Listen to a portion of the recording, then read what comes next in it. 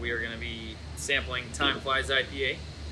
Really fun beer. We were honored to be asked to brew this beer for an establishment and a publican who everybody might know. Old school guy, old school opinions, so old school IPA with some killer hops. We, in this beer, used Simcoe, Amarillo, Cascade, Centennial, Chinook.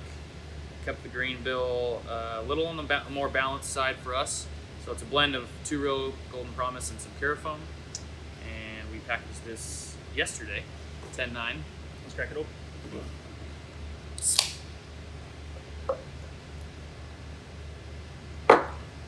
So I believe the request for this beer was a old school beer for an old school guy who likes to listen to heavy metal rock or something. Old school rocker, I think. Old school rocker. Those were his words. Traditional profile.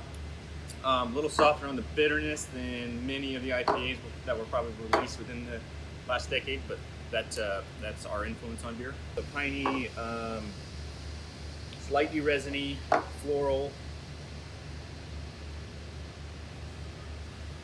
but not tongue scraping, not the leaving your mouth dry or your tongue tingling. Got a little bit of that, a little bit of the citrus character, I think, is coming from the Simcoe and Chinook.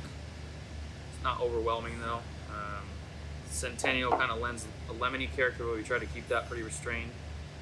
I think the base malt blend with the 2-row and Golden Promise gave it a hint of color and a little bit more of maybe a slightly kind of biscuity, honey balance to it. No crystal malt in this beer, but wanted to do a little bit of something to the grain bill to kind of provide more balance to it than some of the straight 2-row beers that we brew. Yeah, as it warms, a lot of lemon, but not bitter lemon, the good lemon, like the juice of the lemon, not the rind. I think as far as some of the other beers that we brew or other offerings we have, it's, we say it's like an old school style, but it really still has that modern take or modern approach from us on it. We might have utilized some hops that have been used for the last 10 plus years and not necessarily something that's like really modern and kind of hot. But I think with our little spin on it, with keeping the bitterness a little bit more restrained, I think it's still a little bit more upfront than some of our other beers, but not quite as upfront as it might have been if this was brewed in like the early 2000s. So yeah, really the ingredients in this are ones that we were probably using about 10 years ago, developing our IPA techniques and recipes, which, throughout time, all these new hop varietals have come about, changing profiles and consumers' opinions and demands and likes.